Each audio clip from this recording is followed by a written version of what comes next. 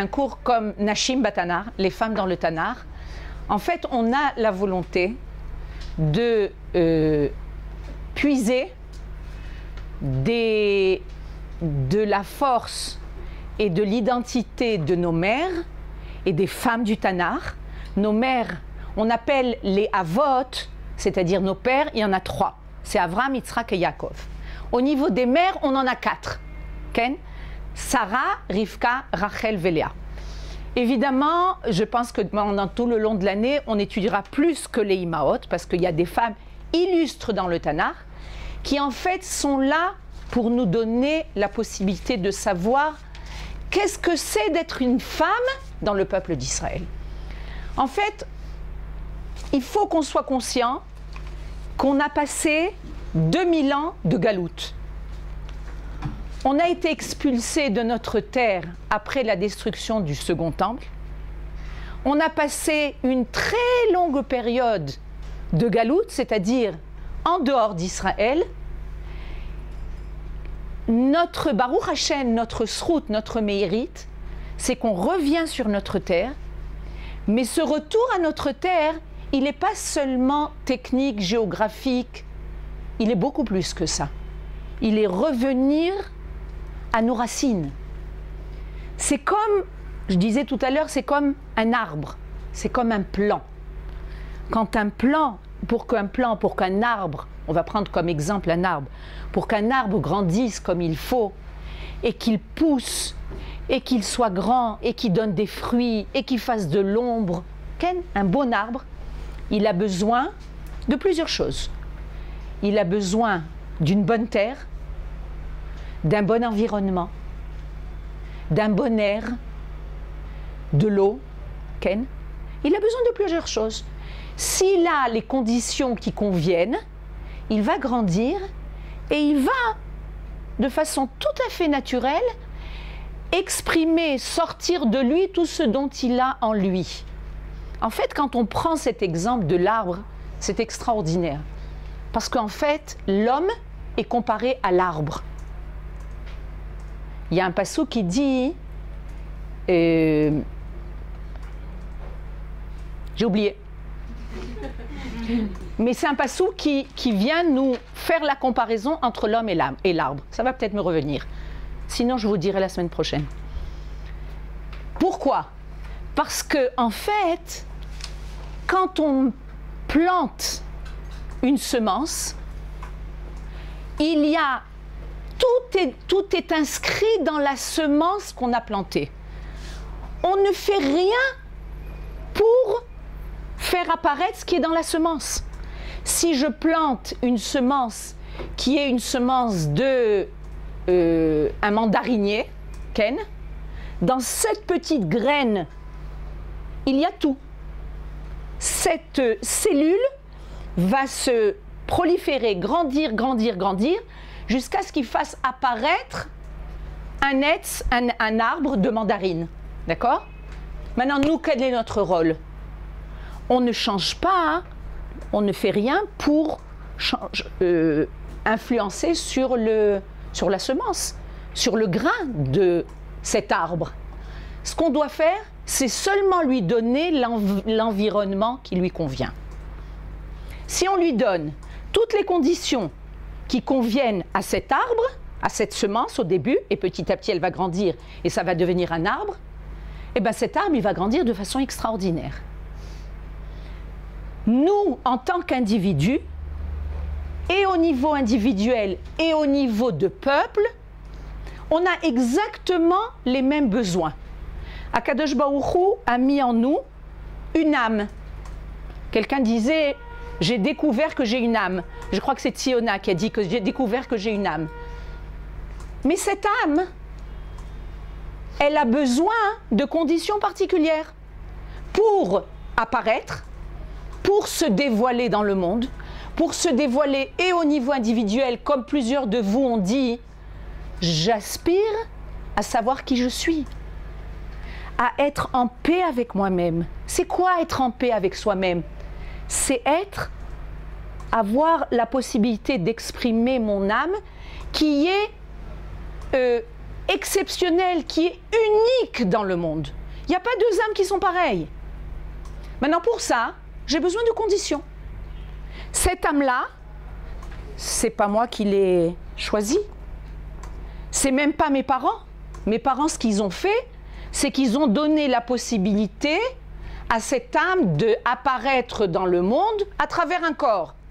Cette âme, elle est divine. Chacun d'entre nous a le divin en lui qui est unique au monde. Comme on a tous des visages différents, et il n'y a personne dans le monde qui a le même visage. J'ai ma fille, une petite parenthèse, une de mes filles qui a eu des jumelles il y a un peu plus d'1 an, et elles sont identiques. Et à chaque fois, je lui dis, je ne les reconnais pas. Elle me dit, Ima, tu ne vois pas la différence? Moi, je ne la vois pas, mais elle voit la différence. C'est-à-dire que même les jumeaux identiques, ils sont différents. Évidemment, ça se ressemble énormément. Mais ils ne sont pas la même chose. Il y a toujours quelque chose qui apparaît qui est différent. Donc si, et au niveau physique, on est tous différents, pourquoi est-ce qu'Akadosh Baruch Hu a créé le monde de cette façon? Pour nous dire, comme les visages de toutes les personnes créées dans le monde sont différentes, toutes les âmes de chaque individu est différente. Et s'il nous manque l'apparition d'une âme, c'est-à-dire qu'une personne, elle ne sait pas ce qu'elle est. Elle-même, elle va souffrir parce qu'elle va sentir qu'elle n'est pas en harmonie avec son moi. Mais il n'y a pas qu'elle qui va souffrir. Le peuple entier va souffrir. Pourquoi?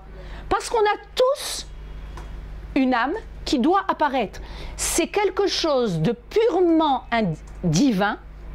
Et Akadosh Baruch Hu veut faire passer le divin à travers cette âme. Donc tout notre rôle, c'est de découvrir qui on est. Et pour découvrir qui on est, on a besoin de conditions. Comme un arbre. On a besoin de te trouver sur notre terre. On a besoin de nous trouver avec un bon air. Ken? On a besoin d'avoir une bonne eau. Il y en a plusieurs qui ont pris l'exemple de la bouteille, du verre. On a besoin d'une bonne eau de seconde Siona. Et tous ces éléments vont permettre à chaque individu de pouvoir révéler ses propriétés personnelles. Ken Siona. Quand vous dites par exemple Dieu va passer le divin à travers l'âme et qu'on doit se révéler, c'est aussi c'est une autre façon de dire que c'est notre rôle. Bevadaï.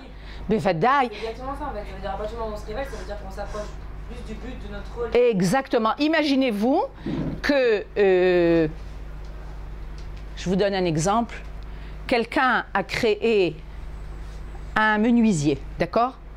Il a organisé dans sa tête, il a prévu de construire une table, il a dessiné la table, il a été chercher le bois qu'il fallait, il a poncé le bois, il a coupé le bois, il a... Mamash! Baruch Hashem, il a réussi à réaliser ce qu'il avait prévu dans sa tête, d'accord? Et puis qu'est-ce qui se passe? Personne ne vient prendre cette table. Cette table, elle est au bout de son usine. Aucune utilité. Évidemment, c'est quelque chose qui est au niveau matériel. Mais ça vient un petit peu nous dire, imaginez-vous quelle tristesse. Et pour le menuisier, d'avoir pensé à quelque chose, d'avoir prévu, conçu cette table, et puis cette table, elle n'a pas d'utilité. Elle est au fin fond de son usine, personne ne l'utilise, elle va se remplir de poussière, et elle est apparue dans le monde, mais elle n'a aucune utilité. Si c'est pour le chomer, pour la matière, c'est comme ça. Hein. Imaginez-vous au niveau de l'être, de l'homme. Regarde, je t'ai mis dans ce monde, qu'est-ce que tu en as fait?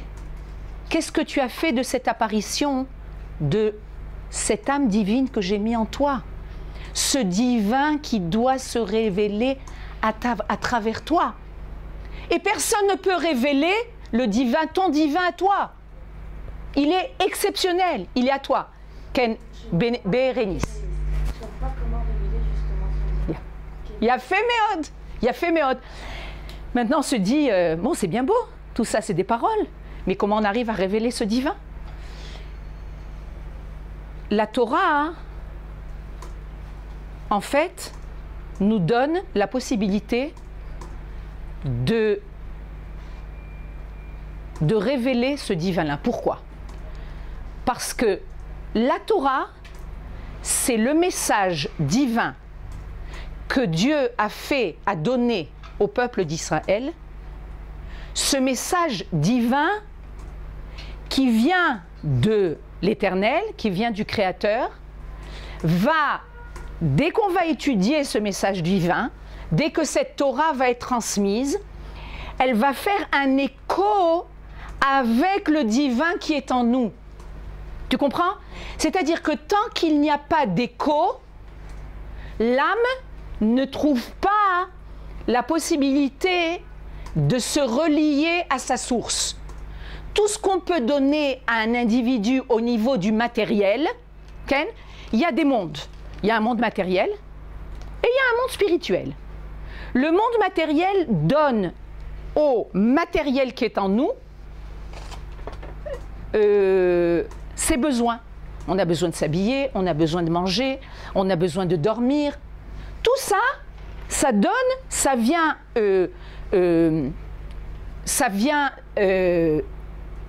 servir le matériel. Mais à partir du moment où on comprend qu'on n'est pas fait que de matériel, on a en nous le matériel, c'est le corps, mais on a en nous quelque chose de divin qui, tant qu'il n'est pas révélé, Ken, il est en sourdine. Tout le rôle de la Torah, c'est de venir révéler le divin qui est en nous. Maintenant, il faut comprendre, c'est quoi ce divin? Ce divin, c'est ça qui donne vie à l'homme. Imaginez-vous un individu qui a en lui vie, d'accord? Tout fonctionne, et puis du jour au lendemain, que Dieu préserve, l'âme disparaît. L'âme disparaît de ce monde et part. Le corps n'a plus aucune utilité. C'est-à-dire que tout ce qui donne la possibilité à l'homme de fonctionner, tout ce qui donne la possibilité au corps de bouger, de respirer, de réfléchir, de faire tout ce qu'on fait tout au long de la journée, c'est le divin qui est en nous. C'est ça qui donne vie. En fait, si on veut comprendre ce que c'est le divin, c'est la vie. Dès que la vie se détache, il n'y a plus de vie. D'accord? Donc, nous, notre rôle, c'est d'essayer de nous lier à ce divin-là. Ce divin, Baruch Hashem, pendant tout le peuple d'Israël, a toujours été en contact avec le divin. Parce qu'on sait que c'est notre rôle. Mais il y a plus ou moins intensité du divin. Pendant 2000 ans en Galoute, on a vécu encore avec le divin. On va au Beth Knesset pour les gens qui sont liés encore à la Torah. On va au Beth Knesset, on fait le Birkat Hamazon, on étudie un petit peu. Il y a des gens qui sont bichlal très loin de ça. Mais l'âme qui est au plus profond de nous-mêmes, c'est une âme divine. C'est-à-dire que quand elle ne reçoit pas la nourriture qui lui convient, elle va sentir un manque de vie. C'est-à-dire qu'il y a quelque chose qui va déranger la personne. J'ai tout. Ce que les gens vous disent, j'avais tout. J'avais une maison, nous on fait partie d'une communauté avec mon mari et Rav d'une communauté francophone à Jérusalem. Des gens qui arrivent en Israël. Mais j'avais tout en France. J'avais la maison et j'avais la piscine et j'avais une mascorette et j'avais les enfants qui étaient dans des écoles juives. Regarde, pourquoi tu es venu Tu es venu galérer en Israël. Parce que tu galères en Israël. Il faut apprendre l'hébreu, tu changes d'environnement. Les Israéliens, ils ne sont pas toujours... tu n'es pas vraiment dans leur monde jusqu'à... il faut être Israélien pour être dans le monde des Israéliens. Ken? Ils peuvent être très sympas, mais ce n'est pas tes copains. Ça devient les copains de nos enfants, parce que nos enfants sont Israéliens. D'accord? Qu'est-ce que tu viens galérer ici? Pourquoi tu n'es pas resté là-bas? Non, il y avait quelque chose qui manquait. Macho. Tout le matériel était là. Ma femme avait un travail, moi j'avais un travail, j'en avais de l'argent, on avait... Tout. Il y a quelque chose qui manque. Le peuple d'Israël, pendant 2000 ans, est parti d'Israël, est parti en galoute, et est parti, en fait, il s'est éloigné de son identité. Il s'est éloigné de son être, parce qu'on s'est éloigné de nos racines. Parce que notre arbre n'avait plus les racines dans la terre qui lui convenaient. On a vécu de façon, le Rav Kook parle de ça, de façon miraculeuse. Parce qu'un peuple a besoin d'une terre, d'une nation, d'un drapeau, d'être ensemble. Sinon, il se perd. La seule apparition d'un peuple qui, malgré le fait qu'il n'y avait pas toutes ces conditions-là, a continué à vivre, a continué à fonctionner comme, pas tellement comme un peuple, mais un peu, c'est le peuple d'Israël. Pendant 2000 ans, le divin a été mis un petit peu en veilleuse parce qu'il attendait de revenir sur sa terre. Et pour parler non seulement du peuple, mais aussi de la terre, parce qu'il y a un lien entre l'arbre et la terre. La terre a attendu son peuple. Pendant 2000 ans, elle a été fidèle à son peuple. Il faut savoir ça. 2000 ans, la terre d'Israël n'a pas donné une tomate. Vous savez ça? Une tomate, elle n'a pas donné. Les gens habitaient en Israël, ils étaient dans la famine. Il y a une très belle description de, si je ne me trompe pas, de Lamartine. Lamartine, c'était un voyageur. Et il est arrivé en Israël. C'est 1800 et quelques, Lamartine. Et il a des carnets où il raconte ce qu'il a vu sur la terre de Palestine. La désolation totale. Il y avait des loups qui étaient sur cette terre. Vous voyez des loups, vous, dans les rues? Les loups se baladaient sur cette terre. Les gens n'avaient pas de quoi manger. Makara. Une terre, elle donne. Vous plantez quelque chose, je vous assure, essayez, je ne sais pas si vous êtes, essayez de planter un grain dans une terre et on vous dit exactement combien d'eau elle donne. Elle fait pousser. Kloum. Pourquoi? Parce que ce lien entre la terre et le peuple, c'est un lien qui est inséparable. Si le peuple n'est pas sur sa terre, alors il vivote. Vous savez, c'est comme un arbre qui ne va pas avoir exactement ce dont il a besoin. Vous pouvez rentrer. Puis Tom, j'ai tourné la tête, j'ai vu des... Vakasha. Vakasha, Vakasha.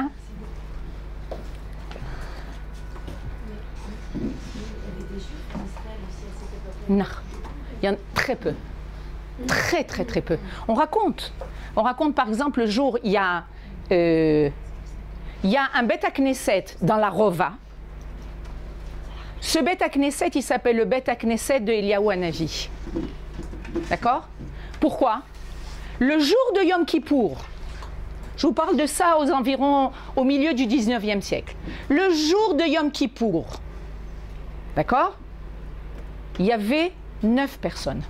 Imaginez-vous, 9 personnes le jour de Yom Kippour. C'est désolant. Il n'y avait pas minyan. Comment on fait pour prier à Yom Kippour avec 9 personnes? les 9 hommes arrivent au Beth Knesset et il faut bien prier. Sans le Kaddish, c'est une prière, mais une prière individuelle. Dès qu'ils commencent à prier, il y a quelqu'un qui arrive et qui se joint et il voit, ils ont fait la prière comme il faut, avec les 10 hommes, avec le Kaddish, Kriyat Torah, tout ce qu'il faut. Yom Kippour se termine, ils font la Neila, ils terminent la Tfilot, et alors les gens veulent aller vers lui pour l'inviter, parce qu'on ne le connaît pas, pour l'inviter à venir terminer le Tzom, le jeûne chez eux. Ils cherchent le bonhomme, il n'est pas là. Ness! Alors ils ont dit, bon, c'est Eliyahu Hanavi, c'est pour ça qu'ils ont dit c'est le Beth Knesset de Eliyahu Hanavi.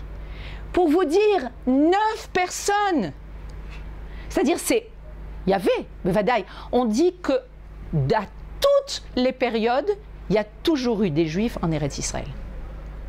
À toutes les périodes. Mais une poignée, très peu de Juifs, qui vivaient de façon pauvre, mais vraiment dans la désolation.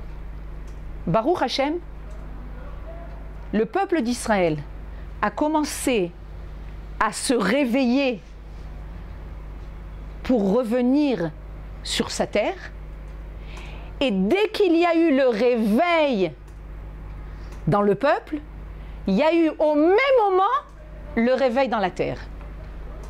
C'est-à-dire les premiers sionistes venaient et commençaient à défricher les terres et enlever. Ils ont énormément travaillé, ils ont donné leur vie. Et la terre, elle a recommencé à donner des fruits. On dit, c'est comme la terre, c'est comme une maman. Si ses enfants ne sont pas là, elle ne veut pas faire à manger. Pourquoi elle fait à manger? Pour elle. Vous connaissez des femmes qui sont seules.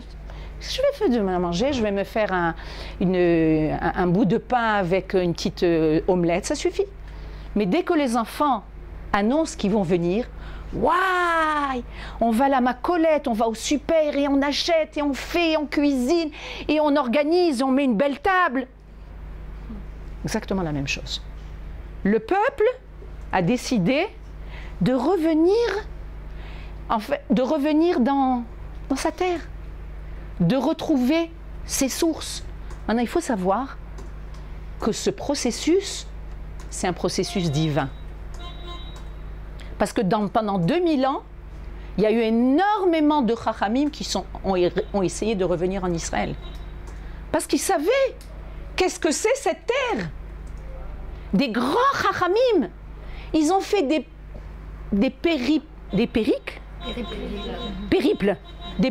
extraordinaires. Ils venaient à dos de chameaux, et il y en a qui ont donné leur vie. On raconte Rabbi Yehuda Halevi. Je ne sais pas si vous allez avoir un cours sur le Kuzari. Rabbi Yehuda Halevi, qui a écrit le Kuzari, il est venu en Eretz Israël. Il a été vers le Kotel et il a été tué devant le Kotel. Maintenant, ce n'est pas le Kotel comme on voit maintenant. Un grand Kotel, on est là, une grande esplanade, on va prier. C'était un mur de 1 mètre et il fallait bouger les ordures à droite et à gauche. Il y a un chevalier qui est venu, il a pris son épée, hop, il a tué.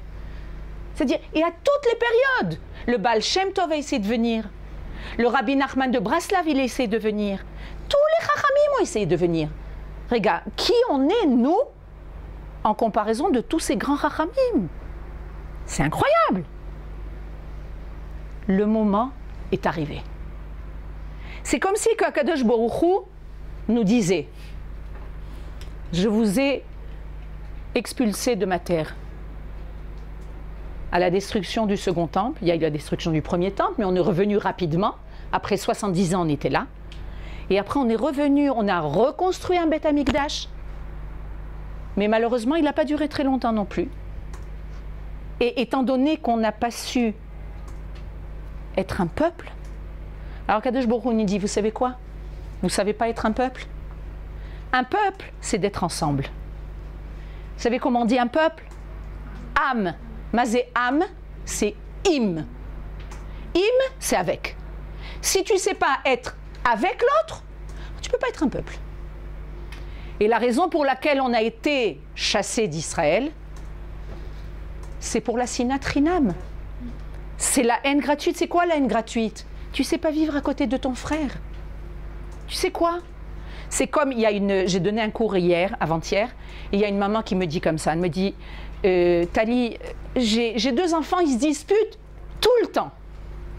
Ils s'entretuent, ils se bagarrent, ils se tirent les cheveux. J'ai dit, c'est quoi?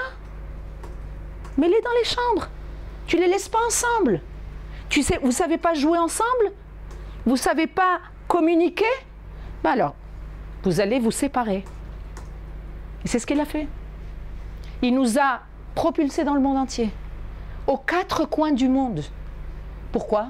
Parce qu'on n'a pas su vivre ensemble. Et on a passé 2000 ans de galoute avec tout ce que ça comprend, les 2000 ans de galoute. Ça comprend les pogroms, ça comprend les pogroms des croisés, ça comprend l'Inquisition, ça comprend la Shoah.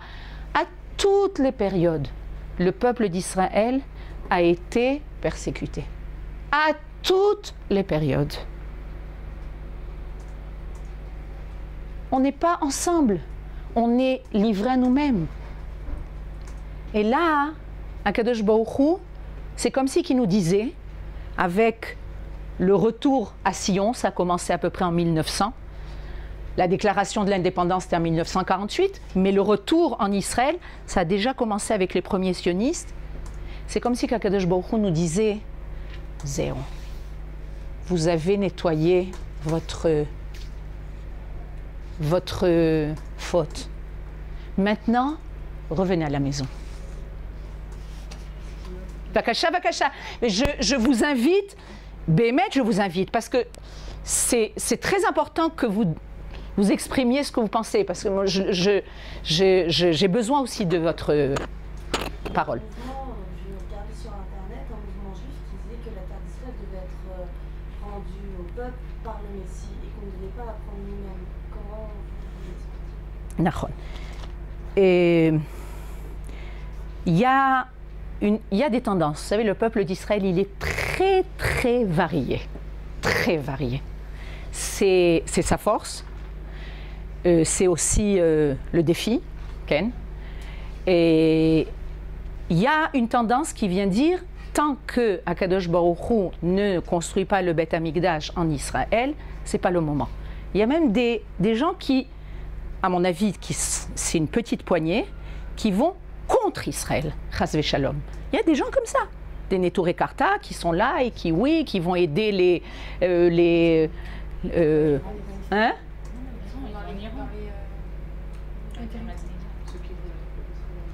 Qui vont aider les gens en Iran et tout ça. Bon, c'est une poignée infime. À mon avis, c'est des gens qui ne sont pas très sains d'esprit. Mais ce n'est pas des gens très sains d'esprit. Au niveau... il y a une autre tendance qui vient et qui dit, en fait, pour nous, on a des signes. Le premier signe, c'est que ça marche. Tu vois que les choses, elles fonctionnent. Tu vois qu'on n'est pas exterminé. On est entouré de centaines de millions d'ennemis. Ken, on est assis tranquillement dans cette salle. Mais il y a des centaines de millions d'ennemis qui sont là et qui, toutes les secondes, réfléchissent comment détruire Israël. Ils n'arrivent pas. Il y a quelqu'un qui disait, s'il suffit que chaque Arabe, dans leur expression, c'est chaque Arabe crache sur Israël, il sera inondé. C'est une expression pour dire qu'est-ce qu'on est petit et combien ils sont forts. Ils n'arrivent pas. Donc, a priori, tu peux te dire, ça marche. Les choses fonctionnent. Maintenant, il y en a qui disent, tu sais quoi? Moi, j'ai besoin de preuves à l'appui au niveau de la Torah. D'accord? Montre-moi que dans la Torah, c'est marqué que c'est le moment où Akadosh Baruch Hu, il veut qu'on revienne. Il y a un pasouk. Maintenant, pour mettre les choses au point, je ne connais pas tellement les Mekorot. C'est-à-dire, les Mekorot, c'est vous dire exactement où il est ce pasouk, Quand vous voulez savoir, vous demandez à mon mari, il connaît tous les mécorotes, mais moi je ne connais pas les mécorotes. Et il y a un passou qui vient nous dire comme ça. Je crois bien que c'est dans Isaïe, mais Bémet, je ne suis pas très fort dans ça. Il y a un passou qui vient nous dire, vous les montagnes d'Israël, vous allez donner, vous allez fleurir et donner des fruits parce que mon peuple revient sur sa terre. Qu'est-ce que vient dire ce passouk? Vous voulez savoir quand c'est la Géoula? Vous voulez un signe? Le prophète nous dit, je vous donne un signe. Dès que la terre, elle recommence à fleurir et que la terre, elle redonne des fruits, ça prouve que c'est la Géoula. Et ça, hein, la seule preuve, on veut voir que c'est ça, on va au Machane Yehuda, on va au supermarché et on voit si la terre, elle donne des fruits. Baruch Hashem, non seulement en abondance, mais on arrive même à exporter de façon extraordinaire les oranges et les avocats et les mangues dans le monde entier. Mais on sait que la terre, elle est liée à son peuple. Donc la terre, elle a recommencé à vivre. La terre, elle a recommencé à donner à manger. C'est une mère. Elle donne à manger. C'est nos preuves. Il y en a qui disent, oui, mais voilà, il y a des problèmes. Non, il y a des problèmes. Vous connaissez un enfant qui grandit sans problème? Je ne connais pas. On grandit. Toute maman sait que quand un enfant il est petit, il y a tel problème une fois qu'il va grandir. Et quand il grandit, et quand il est dans l'âge de l'adolescence, a priori il est grand. Les problèmes ils sont encore plus difficiles. Tu te dis, ouais, comme c'était sympa quand il avait 1 an ou 2 ans. Bémet, je lui donnais à manger, je le changeais, il était tranquille. Quand il commence l'âge de l'adolescence, il grandit. Les difficultés sont encore plus grandes. Mais ça prouve qu'il grandit. On ne veut pas un enfant qui est sage complètement. C'est la différence entre l'éducation en Israël et l'éducation en Chutz La'aretz. En Chutz La'aretz, on disait, tais-toi, reste tranquille, ne bouge pas. En Israël, on bouge. On bouge. Il y a beaucoup de vie. Et tout ça vient montrer que ce peuple est revenu sur sa terre et cette tendance à dire c'est pas accepté par Akadosh Baruch Hu, à mon avis, c'est de l'ingratitude. C'est comme des parents qui donnent. Ils donnent à leurs enfants, et ils donnent, et ils donnent, et ils donnent à manger, et ils donnent un logis, et ils donnent des études, et ils donnent des cadeaux. Et puis il y a l'enfant qui vient et qui dit « ça vaut rien du tout ce que tu me donnes ». Vous savez, pour des parents, il n'y a rien de pire. Il n'y a rien de pire. Tu vois pas tout ce que je te donne? Tu vois pas tout ce que je fais pour toi? Tu viens et tu me dis, vous savez, les gosses comme ça à l'adolescence, qu'est-ce que tu m'as donné? Il y a un air blasé comme ça. C'est rien du tout. C'est autre chose que je veux. Mais regarde ce qu'on te donne. Sois reconnaissant à ce qu'on te donne. Nous, notre approche vers ce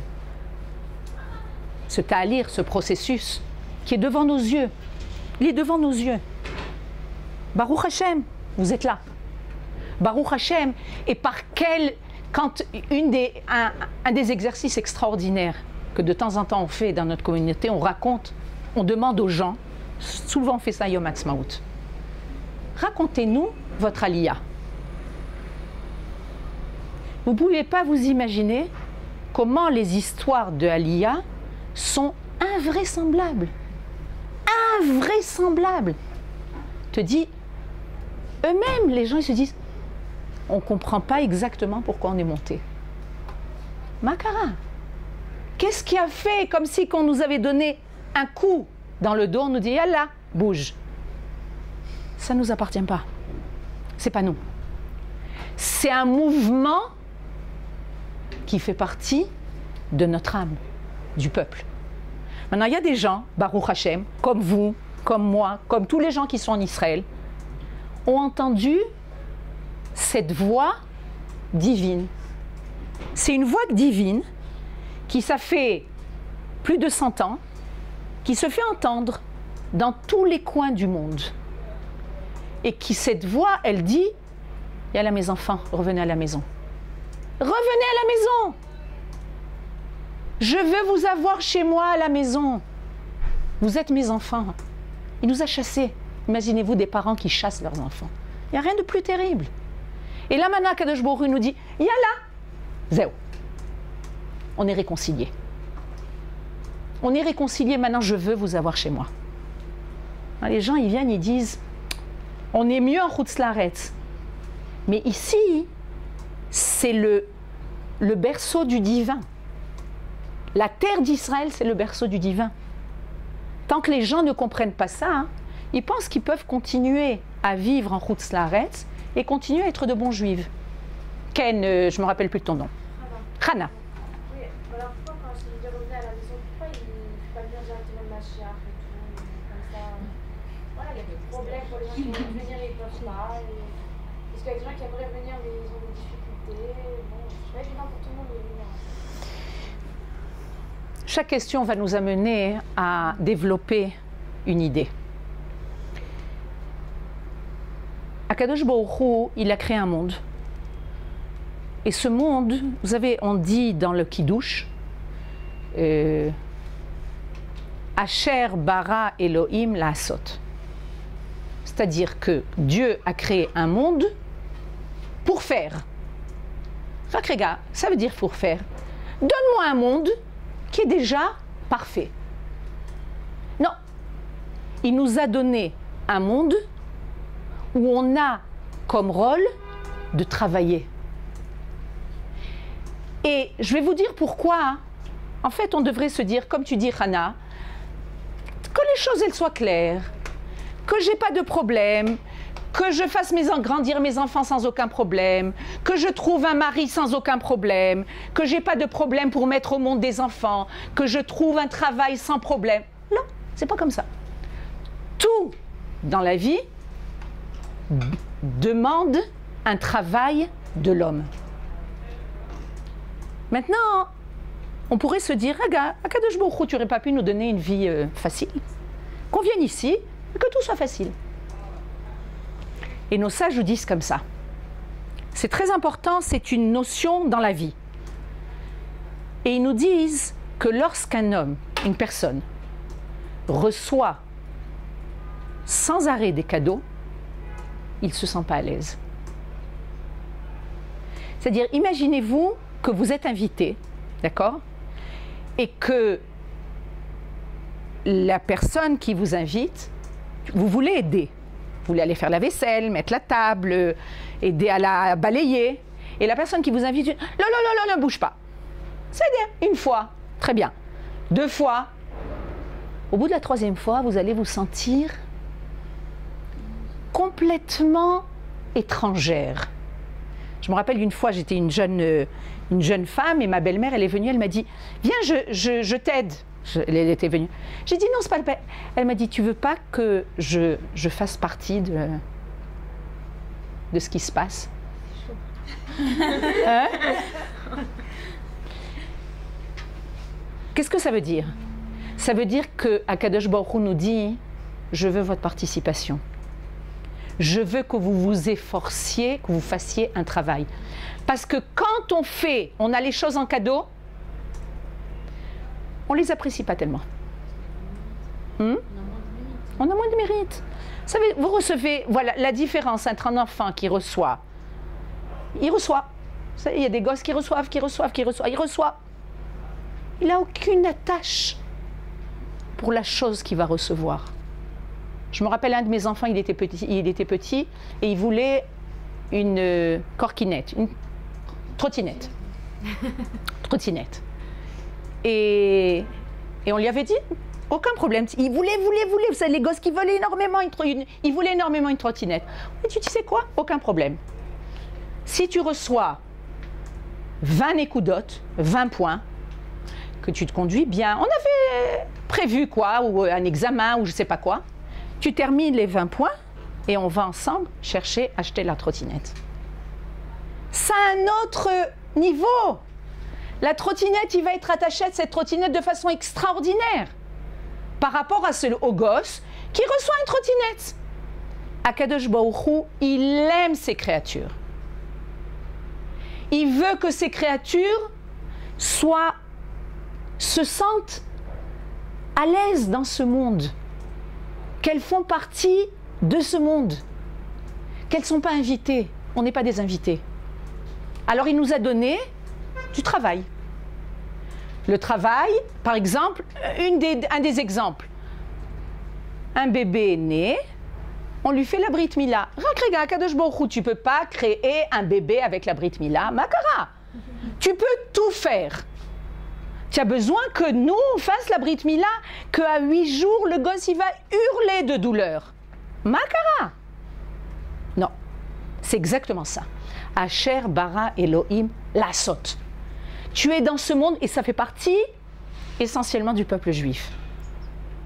C'est qu'en fait, on est associé à Dieu pour parfaire ce monde. C'est le rôle du peuple d'Israël. On va travailler. On sait à Kadosh Baruch Hu que tu as créé un monde extraordinaire mais qui est manquant. On va travailler ensemble. Quand Avraham Avinu, c'est les parachutes. La première paracha qu'on va lire de Avraham Avinu, c'est cette semaine, c'est l'Ech Lecha. Quand Avraham Avinu, il va entendre Akadosh Baruch Hu lui dire, tu sais, Avraham, je vais détruire Sodome et Gomorrhe.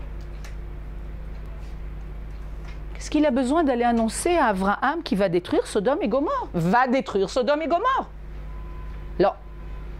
Il va annoncer. Hein? Parce qu'il y a quelqu'un de sa famille là-bas. Parce qu'il y a son neveu qui est là-bas. C'est-à-dire, tu vas sauver Lot, tu fais en sorte de sauver Lot, et tu vas détruire Sodome et Gomorrhe. Dafka, on voit qu'Avraham Avinu, qu'est-ce qu'il fait? Il ne parle pas de son neveu. Il va prier pour Sodome et Gomorrhe. Et il va, c'est pas qu'il va prier, il va commencer à dire à Kadosh Baruch Hu, Khalil Allah. Vous savez ce que c'est Khalil Allah? Chas ve Khalila que tu fasses une chose pareille. Avraham dit à Kadosh Baruch Hu, Chas ve Khalila. Kadosh Baruch Hu, il sait ce qu'il fait. Lo, Akadosh Baruch Hu, il annonce à Avraham Avinu parce qu'Avraham Avinu est l'associé de Dieu dans le monde. Akadosh Baruch Hu veut que Avraham Avinu soit intéressé par ce qui se passe dans le monde. Il veut que Avraham Avinu s'efforce à sauver les gens de Lot. Akadosh Baruch Hu, il pourrait se dire, moi je sais qu'est-ce que je dois faire. Je fais ce qui est bon. Finalement, il va bien détruire Sodome. Sodome va être, comme on voit maintenant, c'est la désolation, c'est le sel. Mais qu'est-ce qu'il avait besoin de ce marchandage avec Avraham Avinu? Parce qu'Avraham Avinu, c'est nous. Il faut bien comprendre. Avraham Avinu, ce n'est pas notre père, notre ancêtre, il a vécu il y a 5000 ans. Nous, c'est autre chose. Non, on est les descendants de nos pères et de nos mères. Avraham Avinu va marchander avec Akadosh Baruch Hu. Il va lui dire, non, il y a peut-être des tzadikim à Sodome. Il va s'efforcer. Il ne renonce pas. Des créatures que toi tu as créées, il ne faut pas que tu les détruises. Alors il dit, peut-être qu'il y a des tzadikim, peut-être il y en a 50, peut-être il y en a 40, peut-être il y en a 30. Finalement, il n'y avait pas 10. Donc Akadosh Baruch Hu a dit, mais ça vient nous enseigner quelque chose. Akadosh Baruch Hu veut qu'on participe à ce qui se passe dans son monde. On n'est pas extérieur à son monde. Il y a des gens, c'est la différence entre Avraham et Noach. On a lu Noach Shabbat dernier. Vous avez certainement entendu parler, vous avez étudié sur Noach. Noach, c'est un grand sadique. Mais il n'a pas la force de réparer le monde. Alors qu'est-ce qu'il fait? Pour rester tzaddik, il rentre dans sa teva, dans son arche, et il reste tzaddik dans son arche. D'accord? Au moins il reste tzaddik. Il n'est pas influencé par les autres. C'est la différence entre deux sortes de tzaddikim.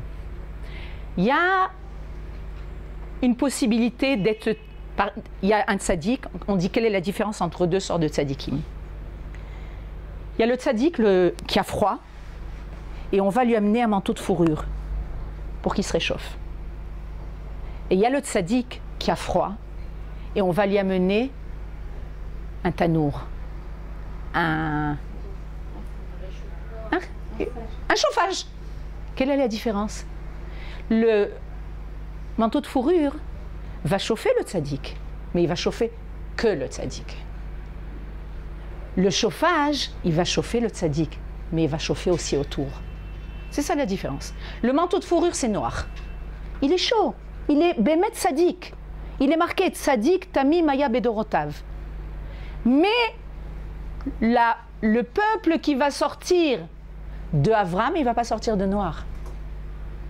Il va sortir de Avram. Parce qu'Avraham, c'est celui qui va réchauffer le monde entier. Qui va donner, qui va faire apparaître le divin dans le monde entier. Maintenant, nous, en tant que descendants de Avram, c'est pour ça que Bémet, c'est une introduction, mais je pense qu'elle est importante. Après, on passera Bémet Omer. Nous, on est en train de refaire vivre nos pères et nos mères. Vous savez que quand en fait, on est des individus, mais on vient de toute une lignée très longue. On vient de Avram et de Sarah, de Yitzhak et de Rivka, de Yaakov et de ses femmes. On vient d'eux. Regarde. Oui, parce que moi, de ce qui va sortir de moi, c'est mes enfants. Mais mes petits-enfants, c'est aussi moi. Mes arrière-petits-enfants, la même chose. Mais je ne les connais pas, Avram, Yitzhak et Yaakov. Ben, je vais te les faire connaître. Vous savez, c'est comme avec les enfants, les histoires qu'ils aiment le plus, c'est qu'on leur raconte qui était le grand-père, qui était la grand-mère. La grand-mère de, je ne me rappelle plus ton, Yerushalmite. Elle lui a raconté sur Eretz Israël. Elle n'a pas eu le mérite de venir en Eretz Israël. C'est pas important. Sa petite fille, elle est là. Ses petits-enfants sont là. Peut-être qu'elle aussi, elle aurait voulu. Le principal, c'est que ça continue en Eretz Israël. En fait, toute cette lignée, il y a des choses. Regardez, pendant des années, des générations entières, on a prié les Shana Abba Yerushalayim Abnouya. Ils n'ont pas eu le mérite, mais ils ont prié. Et nous, on a eu le mérite. C'est-à-dire que toutes les prières de nos ancêtres, finalement, elles se réalisent. Maintenant, nous, on prie. Qu'on revienne à Jérusalem, qu'on reconstruit le Beth Amikdash. On n'a pas le Beth Amikdash, mais on prie. Regarde, mais on prie que le Mashiach arrive. Regarde, encore tu pries que le Mashiach arrive? Tu penses que le Mashiach va arriver? Je suis certaine que le Mashiach va arriver. Peut-être pas de ma génération. Si c'est pas chez moi, mes enfants, mes petits-enfants, mes arrière-petits-enfants, c'est pas chose. Parce que moi, je continue à travers toutes mes générations. Donc quand on apprend sur Abraham, nos pères et nos mères, on les fait revivre. On est en train de se lier à nos racines. On a oublié qui étaient nos racines. On a oublié. On a continué à étudier le Shulchan Aruch. Pourquoi? Parce qu'il fallait être de bons juifs. Au niveau des halachot. Comment faire Shabbat, comment manger kasher, quelle prière. Ça, on a continué. Pour ceux qui ont continué. Mais qui on est véritablement? On nous a appris véritablement qui était Avraham, Yitzhak et Yaakov? Qui étaient nos mères? Qu'est-ce que c'est d'être une femme juive? On ne pouvait pas. Vous savez pourquoi on ne pouvait pas? Parce qu'on était dans un environnement qui ne nous convenait pas. On n'était pas nous-mêmes. On était invités. On était dans une seule possibilité, c'est de survivre. Quand tu dois survivre, tu ne commences pas à te dire « Oui, mais qu'est-ce que j'aimerais faire? Qui je suis? Qu'est-ce que je suis? Comment? Qu'est-ce que je dois faire de ma vie ?» Quelqu'un qui doit survivre, il est en train de... Il se noie, d'accord? Tout ce qu'il fait, c'est... Il se débat pour vivre. C'est ce qui s'est passé pendant 2000 ans. grosso modo. Là maintenant, le peuple revient sur sa terre et il est en train de penser à des choses beaucoup plus minutieuses, profondes. Regarde, qui je suis? Qu'est-ce que c'est d'être une femme? Qu'est-ce que c'est l'éducation? Comment je vais éduquer mes enfants? Il y a un monde entre l'éducation qu'on a reçue en Chutz La'aretz et l'éducation qu'on donne à nos enfants. Un monde. Qu'est-ce que c'est la Torah d'Eretz Israël? Nos sages nous disent qu'en Chutz La'aretz, il y a 4 coudées de halacha. C'est ce qu'il y a. C'est quoi 4 coudées? Ça, c'est une coudée. 4 comme ça. C'est-à-dire très étroit. C'est ce qu'il y a. La Torah de Chutz La'aretz, c'est 4 coudées de halacha. Que tu restes un bon juif. Que tu saches faire Shabbat. C'est très important. Je ne viens pas dénigrer ça, chas v'shalom. Que tu restes, tu fasses partie, tu ne te perds pas. Tu restes toujours lié à tes frères, à tes sœurs, au Beth Knesset, au Talmud Torah. Très important. C'est ce qui a permis au peuple de continuer à vivre en tant que peuple. On arrive en Eretz Israël, il n'y a plus 4 coudées de halacha. Il n'y a plus. Il y a, regarde, qui je suis. Au niveau individuel et au niveau du peuple.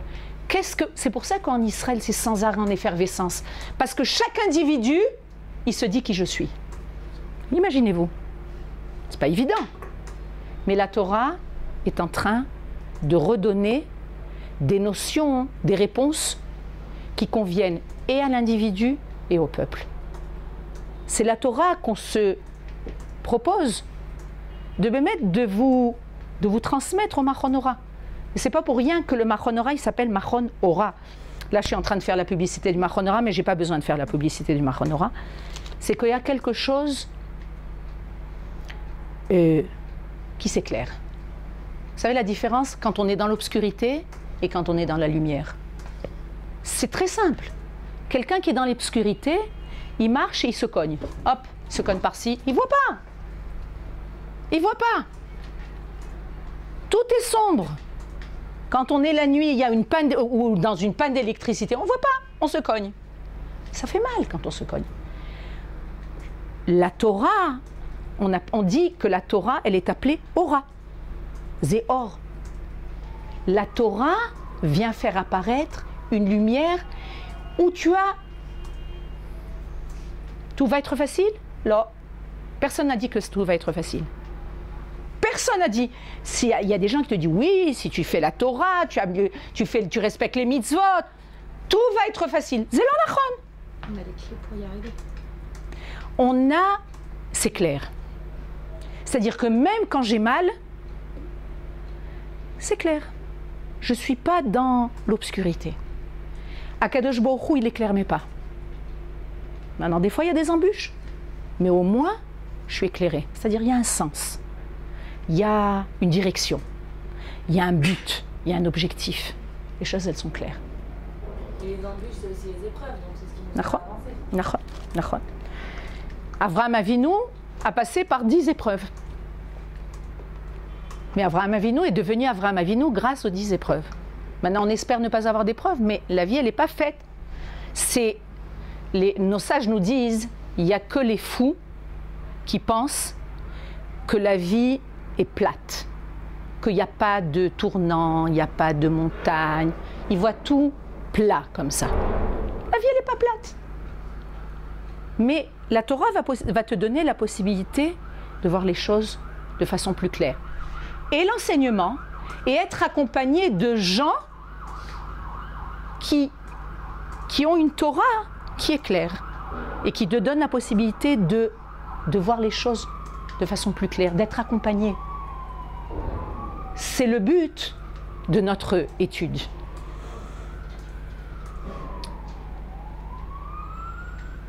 Au Chodesh Elul,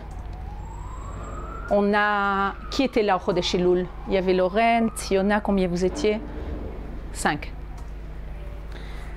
Au Chodesh Elul, le sujet de notre cours, c'était Chava. On ne va pas revenir sur Chava, parce qu'on a étudié combien? 4 cours à peu près? Hein, Lorraine? Et on ne va pas revenir sur Chava, Ève, mais il est essentiel, je veux quand même, pour commencer la semaine prochaine avec Sarah, la première de nos mères, on n'a pas fait de Hafsaka cette fois-ci, j'espère qu'on va prendre encore 10 minutes et après on arrêtera. Et en général, il y a une petite Hafsaka pour boire, et on va commencer quand même à dire quelques mots sur Chava, parce que c'est vrai que nos mères sont appelées Sarah, Rivka, Rachel, Léa, mais la Torah, elle ne commence pas par Sarah, elle commence par Chava. Et Chava, en fait, est le premier personnage féminin qui apparaît dans la créature. Dans le monde que Dieu a créé, c'est Chava. Chava, nos sages nous disent que c'est en fait un être qui est comparable à aucun être dans le monde. Adam et Chava ne sont pas comparables à personne dans le monde. Pourquoi? Parce qu'ils sont nés de Dieu. Leur père et mère, c'est Akadosh Baruch Hu. Ils n'ont pas de père et de mère, c'est lui, c'est Dieu qui a le père et la mère. Donc à notre niveau, on a énormément de mal d'imaginer qui pouvait être Adam et Chava. À tel point qu'il y a une histoire dans la Gemara qui nous dit comme ça. Qu'il y avait un Rav qui s'appelle le Rav Bena'a, qui avait comme rôle de sillonner la terre d'Israël et de déterminer où il trouvait des tombes.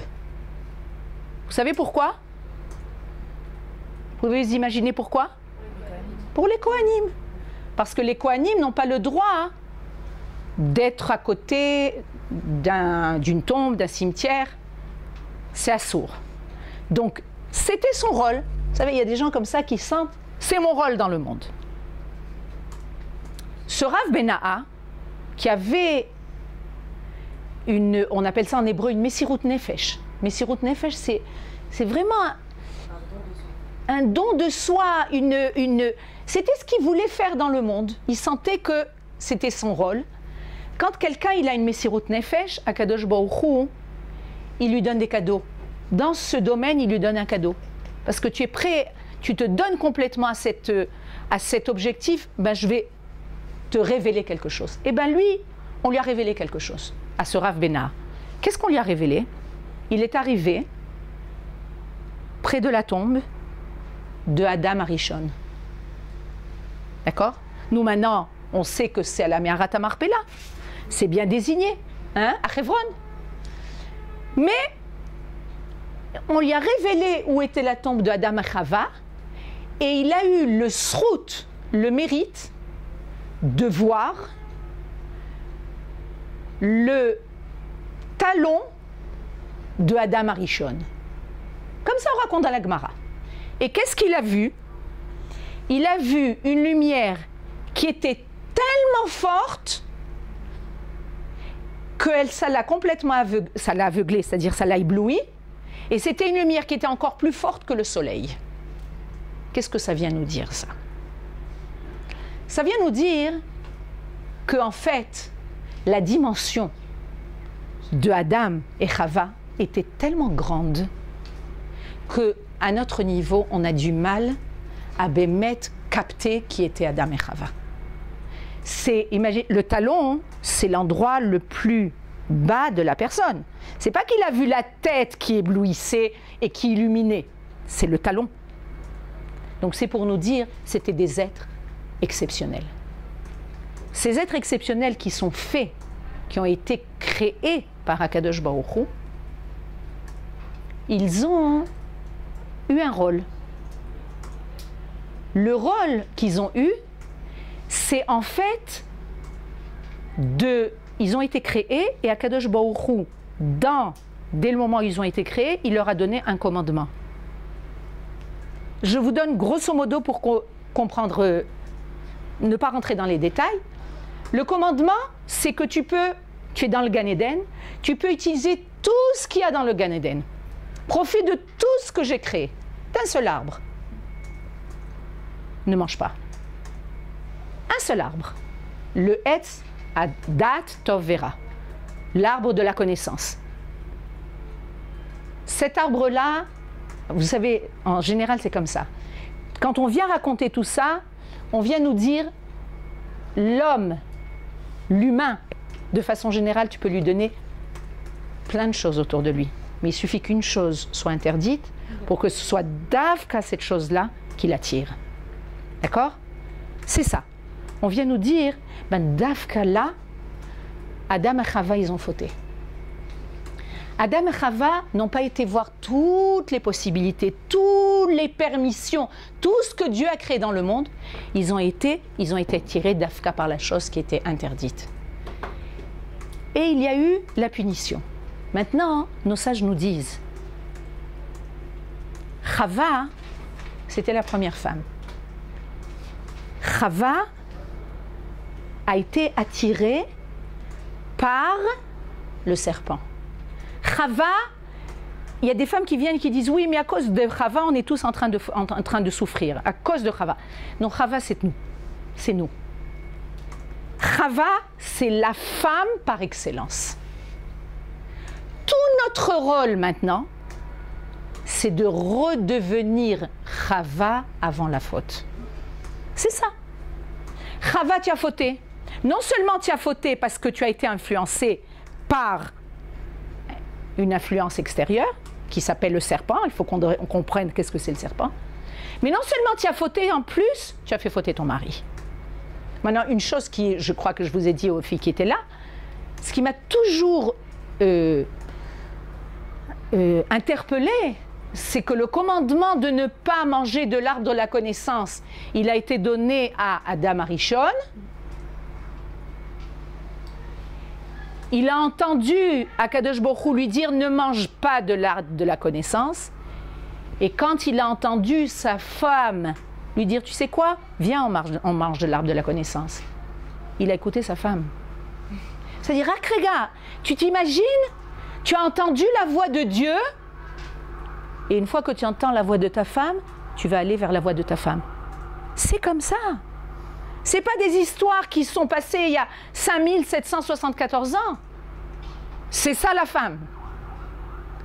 C'est-à-dire la force de la femme qui peut influencer Chas v'Chalila vers le mal. C'est ça la femme. C'est-à-dire une force extraordinaire. Alors on peut se dire, ouais, alors qu'est-ce qu'ils ont fait les goïms? Ils ont dit la femme c'est le Satan. C'est le Satan. Donc il ne faut pas se marier. C'est elle qui a amené l'homme à fauter. Il faut qu'on se détourne de la femme. Ou bien, on l'utilise pour nos besoins. On a des besoins, on veut avoir des enfants, mais elle, en tant qu'être, c'est un démon. On va en faire une femme objet. Elle n'a pas de personnalité. Elle ne fait que... Pourquoi on a voulu faire de la femme une femme objet? Parce qu'en fait, on ne veut pas qu'elle ait de l'influence. On a besoin, on prend d'elle, c'est tout. Dans le peuple d'Israël, c'est complètement différent. Vous allez comprendre les processus qui se passent dans le monde à cause de la faute. Pourquoi chez les chrétiens, les hommes ne se marient pas?